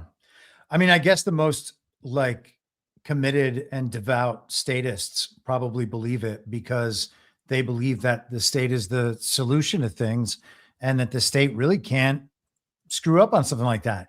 It would destroy their faith-based belief if they were to find out that the state was like actively screwing them over. They're even okay with the state screwing over other people because, that's just how to even things out properly. But I don't think they'd be okay with knowing that the state screws them over. So they deny it at all costs. I agree. You know that the document that Trump put out talking about like the summary of election fraud? We went over this. Yeah. The quotes that are on here, anytime like there's election related news in any of these places, I go to this just to look for the quotes because I think this is really interesting. They don't put who the quote came from. They just have the quote. Out of fraud, no action arises. We have the Georgia one, which is up first here. It is a fraud to conceal a fraud. But then if you go down to Arizona's, and I looked this up because there's like potentially a Fulton County related event. I thought this was very interesting, especially when it comes to, the eventual discussion we're going to have about whatever Joe Biden's term in office was, if we go through all the way with exposing the fraud. But this is the quote: "That which was originally void does not by lapse of time become valid." And I think it's a great way to describe the Biden term. Like, just because he was in there, it was originally void. And we told you it was originally void. And he did not legitimately win the election. And just because he got put in there and we went through this whole fake Biden presidency, that doesn't mean he was actually president. And so I thought it was an interesting quote. Wanted to share that with you. Yeah, that is interesting. Sorry, I was just trying to find something that I had been looking up a little bit last week. Okay. It's like the doctrine of de facto government. I was researching different theories on what makes governments legitimate. And, a lot of that is just a figment of international law that they've come up with over however long, and they'll make these ad hoc justifications for why this government is legitimate and this one isn't. But one of those theories is the de facto legitimacy of government. If a government is allowed to operate as the government and allowed to remain in place, it is therefore a legitimate government. That's the sort of thing that they would say. Like it has some sort of negative legitimacy. Like it acts as the government, people interact with it as the government, and no one tries to stop it from being the government. Therefore, in a real way, it is the government. And the statement you just read about Arizona right there made me think of that. Like, and the way I took it was, if the election of this person is void from the beginning, it's not like having left him there for 2 years or 4 years or whatever it is somehow makes that legitimate. I think that that's going to be an argument that's in play, whether or not this quote is actually about that. That's just kind of what I thought of. Yeah, I like that. And speaking of legitimacy, like that's another discussion I think at some point this country's going to have is like what makes a government or an elected official or whatever legitimate, because it's clearly not our elections. And I know you go over this in a lot of your work in your Joe Biden's Never President article. I think, in my opinion, my thought, it's the mandate of the people, the will of the people. Like you have the support of the people. I don't know how you convey that though. It's not our elections, but I think Trump has. Is it data? Is it users' data? What they search online, what they talk about online? I don't know. But yeah, if they do indeed have it all, and all of our data goes to the great cloud in the sky, and it's accessed and analyzed by some entity, whether it's a government organization or the most high-level artificial intelligence that you can imagine, if they have all that information, then they certainly do know what the people want, right? If you have the aggregate of all of that and can analyze to select for, specific sentiments among the people, you could certainly know whether or not they would see Donald Trump as the legitimate president. Yeah, I agree. Palantir, man, they're everywhere. Yeah. We have another. Apparently, they were involved in the Venezuela strike. Oh yeah, I think I have that story too. Somewhere, I can't get Wall Street Journal. Palantir is the discombobulator. Yeah. Well, are they the ones that do the cloud bot or whatever, Claude bot? No, well, that company's called Anthropic, and I don't think that they work with Palantir, but I think that both of those companies were mentioned in that article as different aspects. But I could be totally wrong. Maybe they're just, I don't think that Anthropic is like under or partners with Palantir. But yeah, I can't get around the paywall on this article. But Pentagon used Anthropic's Claude in Maduro Venezuela raid. Use of the model through a contract with Palantir highlights growing role of AI in the Pentagon. Yeah, hold on. There's an Axios article that does not have a paywall, and I think that they. Oh wait, hold on. It has an archived version, I should say. Here is that. So same story. They had two sources with knowledge of the situation. Totally real. After reports on the use of Claude in the raid, a senior administration official told Axios that the Pentagon, not even spelled correctly, would be reevaluating its partnership with Anthropic. Anthropic asked whether their software was used for the raid to capture Maduro, which caused real concerns across the Department of War, indicating that they might not approve if it was. Any company that would jeopardize the operational success of our warfighters in the field is one that we need to reevaluate our partnership with going forward. And Anthropic didn't make any such call, is what they said. Then I think that there was a Palantir mention somewhere here. Yeah, Anthropic also has a partnership with Palantir, the AI software firm that has extensive Pentagon contracts that allows it to use Claude within its security products. So that clarifies what I was screwing up before. It's not clear whether the use of Claude in the operation was tied to the Anthropic and Palantir partnership, and that is why I screwed it up. So anyway. No, it's interesting. So I was trying to see something in the chat. E.H. Kyle says, I asked General Quast about what's being done to harden our electrical system from EMP and CMP. General Quast said he'll discuss in the coming week's show. Who's the show co-host this week? I think it's Brad. Cool. Or Zach. I'll let you guys know. One more tweet or True Social post I want to go to is this Bill Maher one, because there was that, it was back in April, I want to say. Bill Maher comes out on his monologue or whatever and talks about the dinner he had with Kid Rock and Trump. And he's like saying favorable things towards Trump, right? Like very much, oh, he's very smart, all these things, and like a very positive image of Trump. And at the time, everybody, in the truth community, the cheerleaders were like, this is great. He's going to wake up the normies. He's bringing people over to Trump, all these things. And I was like, well, I don't love this, because it was another example of Trump giving exclusive access to people who he has repeatedly called the fake news enemy, the people like that's, I see Bill Maher in that camp. I do not think he's our friend. I think he's the enemy. And Trump has given another guy like that exclusive access, which, if anything, it gives him a broader audience, which he can then use to further hurt Trump and the movement or whatever. And a lot of people are like, no, you're just so stupid. You just can't even you don't understand anything. You don't see what's going on here. This is for the normies or whatever.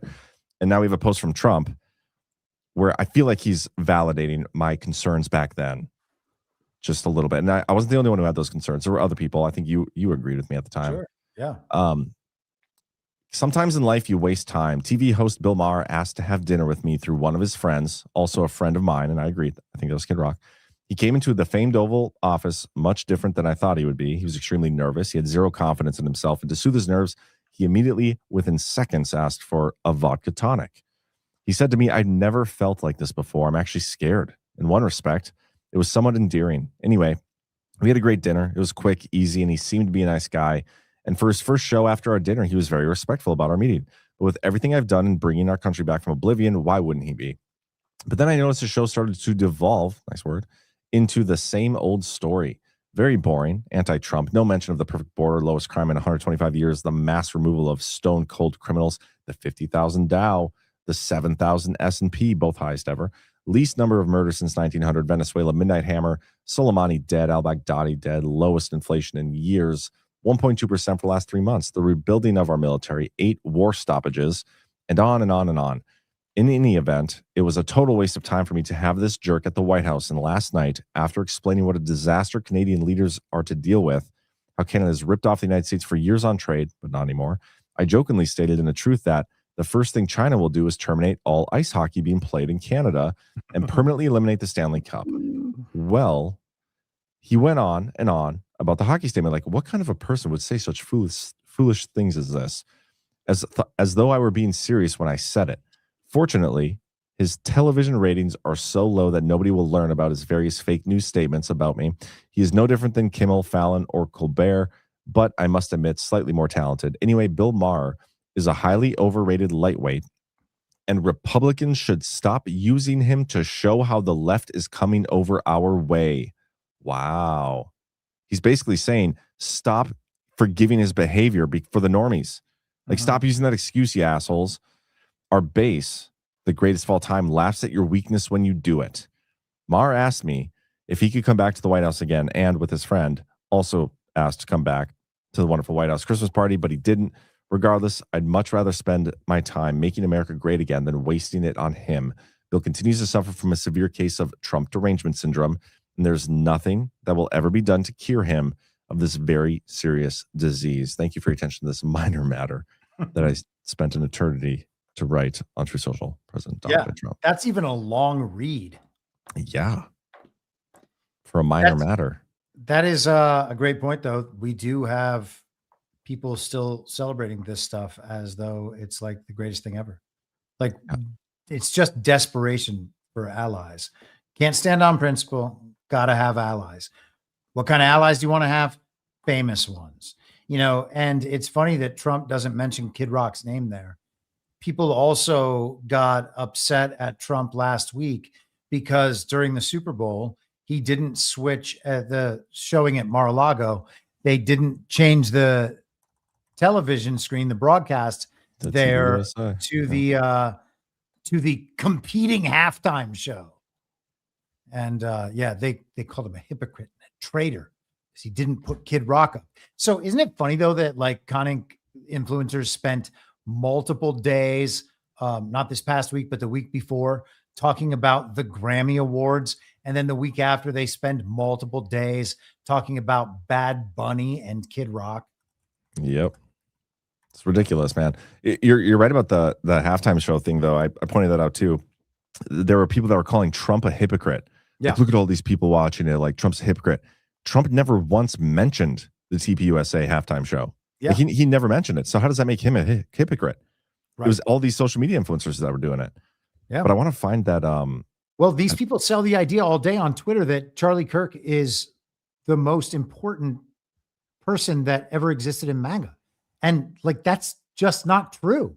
And mainstream America didn't even know of him until the assassination event of last year. And then all of a sudden he is like the political savior of the America First movement. And like, it's not, you don't even have to disrespect him to say that's just simply not true. Yeah. I want to find the post about the Stanley Cup thing. Oh, the original one? Yeah. Yeah, that was funny. It's about Canada being sold out to China. White House, that? the Tuesday Prime when- Minister Carney wants to make a deal with China, which will eat Canada alive. Trump wrote on True Social. Oh, I just want to find the actual picture of the tweet. I can't do it. I'm sure I can find it. Give me a second. I know that Okay, I think it's maybe here. I sent it to the Badlands chat. I think it's this one. Yeah, here it is. Here it is, Yeah. John. The first thing China will do is terminate all ice hockey being played in Canada and permanently eliminate Stanley Cup. Mhm.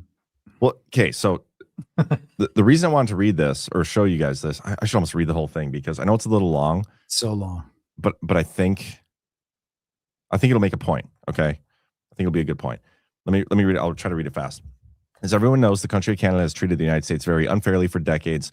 Now things are turning around for the USA and fast. But imagine Canada is building a massive bridge between Ontario and Michigan. They own both the Canada and the United States side, and of course, built it with virtually no U.S. content. President, that probably should have said consent. President Barack Hussein Obama stupidly gave them a waiver so they could get around the Buy American Act and not use any American products, including our steel. Now the Canadian government expects me as president of the United States to permit them to just take advantage of America. What does the United States of America get? Absolutely nothing. Ontario won't even put U.S. spirits, beverages, and other alcoholic products on their shelves. They're absolutely prohibited from doing so. And now, on top of everything else, Prime Minister Carney wants to make a deal with China, which will eat Canada alive. We'll just get the leftovers. I don't think so. The first thing China will do is terminate all ice hockey being played in Canada and permanently eliminate the Stanley Cup. The tariffs Canada charges us for our dairy products have for many years been unacceptable, putting our farmers at great financial risk. I will not allow this bridge to open until the United States is fully compensated for everything we have given to them. And also importantly, Canada treats the United States with the fairness and respect that we deserve. We will start negotiations immediately. With all that we have given them, we should own perhaps at least one half of this asset. The revenues generated because the U.S. market will be astronomical. Thank you for your attention to this matter. President Donald J. Trump. All about a bridge. Weird. Say a bridge to Canada, Chris. The reason I want to say that, though, is this doesn't sound like he's joking in this post, but he is claiming now after the fact that it was a joke. And I wonder how often he does this in his posts and people take exactly what he's saying at face value when he's really just like, he's got a super dry sense of humor like I do, I think. And so he's joking. They don't think he is.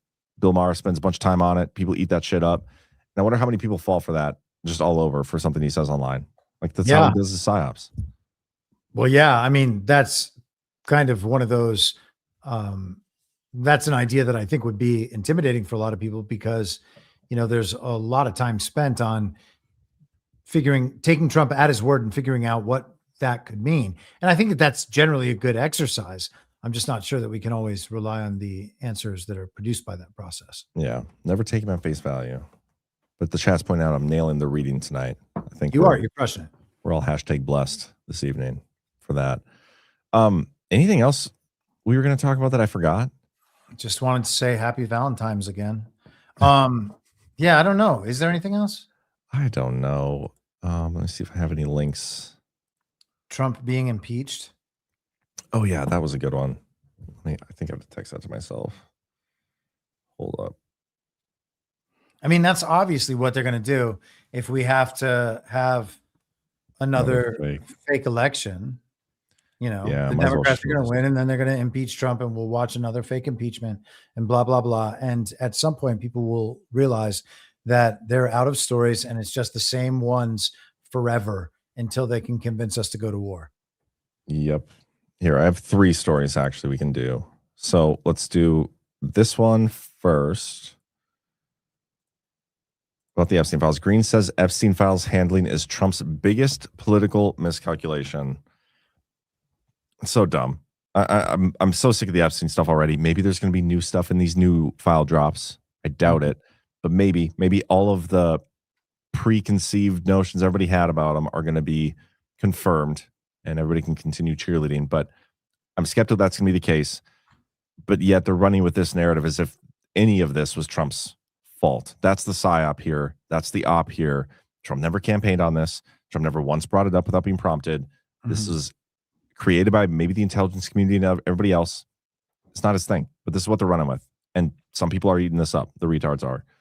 So I think it's worthwhile. Green got let go, whether it was a real breakup between her and Trump or not. Maybe that's all fake, whatever, kayfabe. Either way, this is where she's going. She's trying to pin everything on Trump too. So I don't know, man. I mean, there's maybe something to be said going along with the point you just made, that this issue's not really hurting Trump, and getting people to go after Trump on this issue just keeps making things worse for them. I mean, Marjorie Taylor Greene and Thomas Massie are like, there's a certain part of MAGA that thinks that these are the really principled people, and that Trump is sold out to the Jews, and that these people and people like Nick Fuentes are the ones who need to be followed to lead the movement forward. That seems absolutely retarded to me. Yeah, I agree. But again, I don't think it's going anywhere. So I feel like the Epstein boondoggle, the quagmire, is going to be one of those things that people point, like, this is going to be the narrative they use to justify, one, the election theft of the midterms, if it goes on as planned, and 2, the impeachment, which we're going to get as well, which I'm trying to just archive this story so I can show you. Didn't get it done in time. But that's the next story. Is if that's archiving right now, it's not going to take you behind the paywall. It's not? No. That means it's going to archive the paywalled version. Damn it. I thought archiving it when it's paywalled gets you behind the version. No, it only does it if somebody has already archived the non-paywalled version, which is often the case, like 90% of the time, but it's not always the case. Oh, well, now it's working and it's not paywalled. So holy cow. Is Trump close to impeachment? Want to know about midterm elections by Maria Francis from USA Today. Calls for President Donald Trump to be impeached are growing amid an all-time low presidential approval rating and growing uncertainty over the Republican Party's congressional fate in the upcoming 2026 midterm elections. Here's what the poll showed today. Is it a thing where people, like, was that why they created the impeachment thing, is for presidents with low approval ratings? Is that what that was for? No, I don't think so. Yeah, I didn't think so either. But anyway, they're preaching that narrative. A third impeachment would likely face significant political barriers due to the current Republican-controlled House and Senate. However, the 2026 midterms could change that. How lucky for those people. A Democratic win in the House would give them control of one of the congressional branches in government and make it harder for Trump to pass his agenda, because they're having, he's passing it with such ease now with the Congress we have. There's so much happening in Congress. Such as likely pushback on Republican cuts in social spending and requiring more deals when it comes to raise the debt ceiling or pushing for impeachment. Trump warned Republicans during a House GOP retreat last month that impeachment was likely if the GOP loses party control. Here's what to know about another Trump impeachment. I don't even want to go into this, but yeah, that's the narrative being seeded. And it is, what month is it? February? It's crazy shit. And then we also have I like my favorite impeachment was the one where he wasn't even president and they impeached him. And people still take this shit seriously. Somehow, after seeing the Ukraine war, which, if nothing else, certainly exposed how ridiculous the Ukraine impeachment was. After seeing all of that and the impeachment for something he didn't do after he wasn't president anymore to still take impeachment seriously is just phenomenal retardation. How It can is. anybody take that seriously? You can. And that was one of my favorite impeachments too, because it's, mine are devolution proof. Did you see this story from Zelensky today? Zelensky begs Trump to give us a ceasefire, vows to hold elections as Russia drones bombard Ukraine. Vows to hold elections. Why would we want? I would never encourage that as something people should think, oh, that's good. They're going to have elections finally in Ukraine. The country is saved. Yeah. Well, I've been They saying go it from this to elections. Sure. it would be the greatest like election fraud exposure of all time if somehow Ukraine is the avenue for it to be exposed. Like, I'm telling you, Putin on the ballot wins the election. They're like, oh my God, that's not possible. They investigate it. Election fraud exposed. Yeah. And Russia did it, which everybody would love. That's who they always love blaming. Put him up against Zelensky for the election. That's what I'm saying, man. Yes. And then Putin's commercials could have Zelensky in his like leotard. That'd be great. And then Zelensky's commercial could have Putin riding shirtless on a horse. Yes. Yeah. It'll be super gay. It'd be great. And this is the last thing, real quick. Just as I said before, there was articles before Trump was inaugurated about how to like Europe was going to fortify themselves for a Trump presidency by, I don't even remember what they were going to do. They had a whole bunch of plans though on how the military and the spending and all these things were going to change with Trump getting in there. Now we're seeing that. And they're like, it's just 4 years. We just got to wait out 4 years.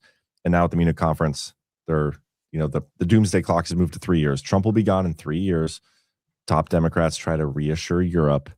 U.S. Secretary of State Marco Rubio is a senator. While his speech did not fully allay their concerns, it has been viewed as a reassurance to allies that while U.S. relations may have frayed under Donald Trump, they will not break.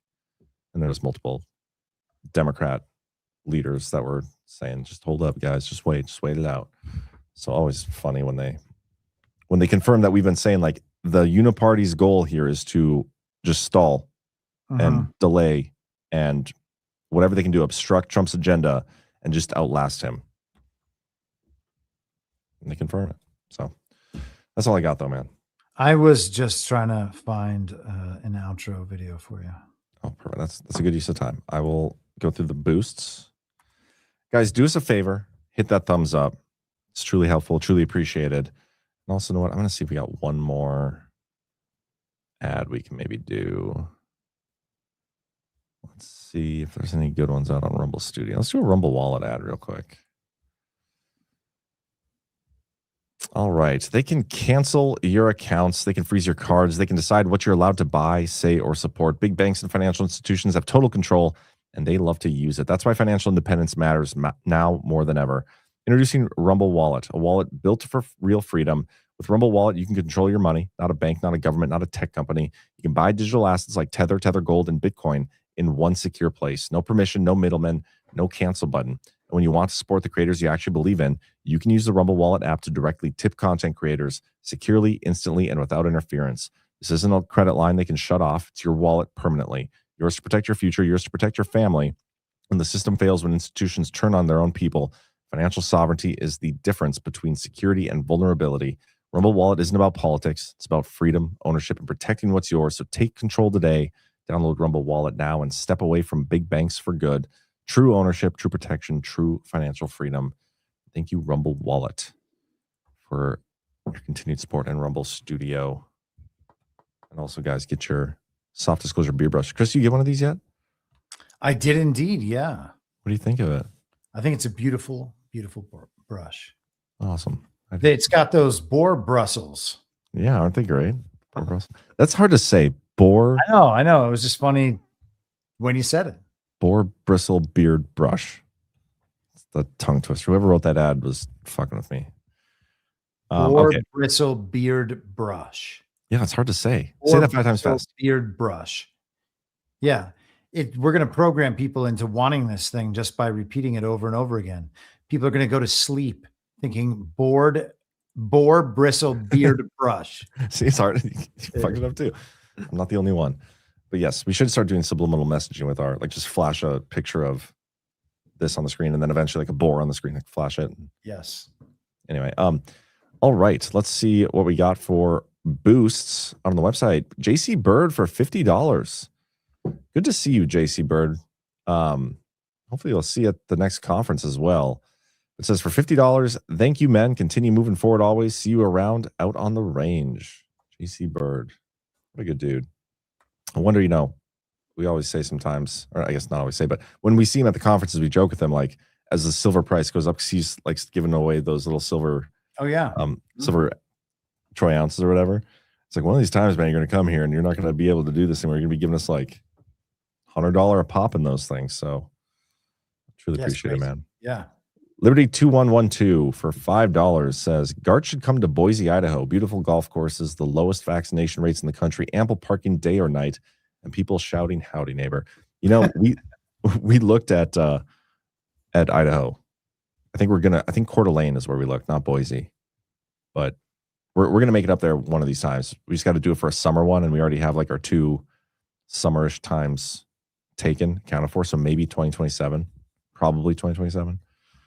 Bradley A for $25 says, Chris, I don't know if you remember the songs Admit It and Admit It Again by Say Anything. If not, you should give those 2 a listen and remember they came out in 2004 and 2012. Okay. I'll remember that. I'll look it up right now. All right. Okay. Now the rants. Thank you guys. Wait, John, check this out. I just saw this tweet right here. Oh my gosh. I love your outro video, by the way. That's one of my favorite videos of all time. Me too. I guess this is from yesterday. What a weird thing to say. I mean, that's his account, right? Yeah. Should we just vet that before we go through it? I mean, I'll go double check, but. So I'll read this and you can vet it. And I think we're good to go here. But if we're not, you can let me know. So Thomas Massey says, I am not suicidal. I eat healthy food. The brakes on my car and truck are in good shape. I practice good trigger discipline and never point a gun at anyone, including myself. There are no deep pools of water on my farm, and I'm a pretty good swimmer. So he's letting everybody know that he's getting serious death threats. MTG, who's been swatted so many times, right when all those podcasters were getting swatted, like Tim Pool, she says, these are not the type of public statements that any of us should have to make, but I'll back this up as his friend. Thomas is one of the happiest people I know. He loves his kids and grandkids. He loves his wife. He loves his life. And he loves our country and Kentucky. And Massey says, amen to all of this. Life is good here on the farm during my downtime, and I feel rewarded by the fight for justice when I am in D.C. Yeah, so it's a real post. He said, can you, the people, vote your way out of this? Honestly, not if you get your news from these folks. Swamp says tricks for deceiving the public. Talking about, I think, Laura Loomer. I mean, it's a long post. I'm not going to read this whole thing. Or Laura Ingraham. Oh, wow. Because they wanted the SAVE Act. Yeah. And so there's a story going around that he voted against the SAVE Act. That's technically not true. He voted against the bill to bring the SAVE Act to the floor. Mm-hmm. And I mean, the reason he says he didn't vote for it is because there's a provision in there where they could also bring like defunding bills to the floor or whatever. The rules of Congress are so ridiculous, so stupid. But anyway, he was going around correcting people, and then somebody responded saying, honestly, I'm surprised AF they haven't kicked you out yet. You need to keep reminding the public each and every single day that you are not suicidal and are a great swimmer. And so then he responded with that. Yeah. But anyway, weird. What a weird thing to say. Indeed. The new Prue for $5. And by the way, if anybody gifted subscriptions and we missed it, we appreciate you and the support. The new Prue says $5 challenge. I like $5 challenges. Do those more often, you guys. Rebberheart 29. Gotcha. Who's next? Sweet Madame Red challenge accepted. You guys are killing it. Ziggy Girl, $5. Think stolen election on a global scale. Who was running? USA, EU, China, Russia. Good stuff. Freedom Fighter says, Happy Valentine's Day, $5 challenge. Hope you all are getting naked with your Valentine and soft disclosure. Promo code naked. Yeah, the promo code naked ended last night, but doesn't mean you still can't get naked on your own time and dime. The new Prue, come on, let's celebrate a little. $5. Secrets, haven't seen you in a while, man. What's up? For $5, featured and live. What a treat. Yeah, we were featured for a little bit. I'm sure Fresh and Fit took over, though. Didn't look, though. Yep. Fresh and Fit. Fresh and Fit got Alex Jones on right now. I mean, he looks like the girls they usually have on, so it's appropriate. Turk 1776 for $10. My dad, SJT, fought as Army infantry in Anzio in World War II, soon after captured as prisoner of war. Then he escaped with 3 others, hiding under a hail bale and sneaking out at night. They reported later in Paris. That's amazing. What a great story. Joanne Coach for $5. Trump saying Biden wanted to end Space Force, but the military would not let him is the best devolution proof yet. Yeah, that is one of my favorites. He said that a lot over the last couple of years. Philly Pyro, now monthly supporter. Thank you, Philly Pyro. Keith O'Higgins, John, it's Valentine's Day. Please don't question the wives of our military men in action. Don't diss their cumbobs later. Touche. Keith. Babbage 3, Badlands Valentine's album. And I looked at this earlier, and this is hysterical. Let me pull this up. All right. We got the Alpha, Wow. Be My Valentine. Let's Be Highly Frictional. We have Matt Trump, I Can't Break Your Spell, Be My Valentine. Ghost, Let's Sleep Together. We have John Drake, I Need a Little Spooner, Be My Valentine. We have Matt Arrett, You and I Could Break History. And then we have Burning Bright. For my full Valentine's observations, I've got a new 50,000 word essay on the Substack entitled Erotic Maneuvers in the Court of Courting. That's really clever, Babbage. I absolutely love that. I'm going to share that around. And then a couple more rants here. Ziggy Girl, the trans women will have to re-register with their new names, and they will have to get a court order to change their name and gender on the birth certificate. Those are the women the Dems are protecting. Yeah, that is interesting. Keith Higgins, I thought Democrats wanted expanded voter rolls for their fat women. And then Keith Higgins, Trump adds minor matter to Maher Truth and to show he knows about the underage hookers at the Standard Hotel with pencil neck. It's an interesting twist. Old School 69, Trump says voter ID will happen for the midterms. Could the election fraud be fixed before then? Similarly, how he won his current fake term by a mandate without explanation like Devo won't be explained. That's a lot. I don't know what's going to happen with the midterms. A lot of people very confident that Trump's going to fix it. It would not shock me if we don't get that fixed beforehand. Literally no idea. No idea. Yeah.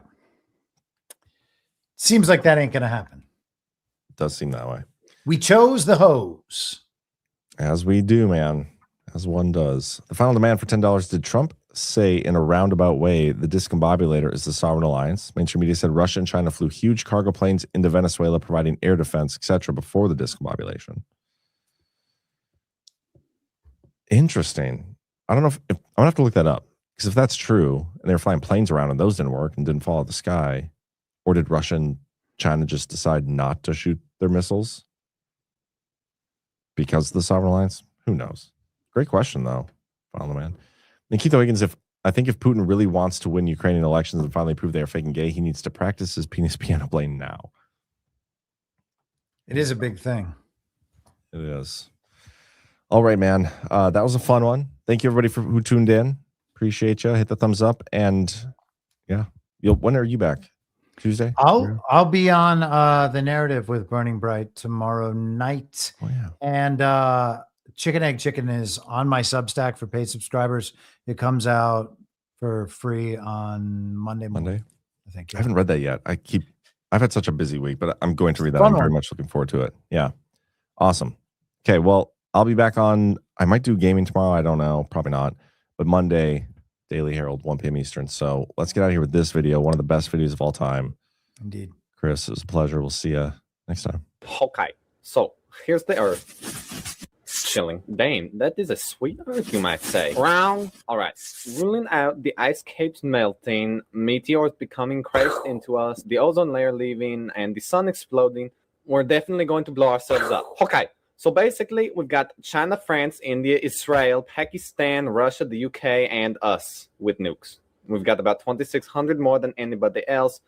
Whatever. Anyway, one day we decide those Chinese sons of a bitches are going down. So we launched a nuke at China. While it's on its way, China's like, shit, who the fuck is shooting us? Oh well, fire missiles. Then France is like, shit, guys, we got the missiles, they are coming, fire our shit. But I'm little tired. Well, have a nap, then fire the missiles. Meanwhile, Australia is down there like, WCF, mates. India, Israel, and Pakistan launched their shit, so now we've got missiles flying everywhere, passing each other. Russia's like, motherland! Then England's like, about that time, chaps? Righto. So now the US is like, fuck, we're dumbasses. Canada's like, what's going on, eh? Australia's still like, WTF. Mars is laughing at us, and some huge meteor's like, well, fuck that. So now we've got nuclear winter. Everyone's dead except Australia, and they're still like, WTF. But they'll be dead soon. Fucking kangaroos. But assuming we don't blow ourselves up, us Californians just have to worry about California breaking off from the United States to go hang with Hawaii. Alaska can come too. The end.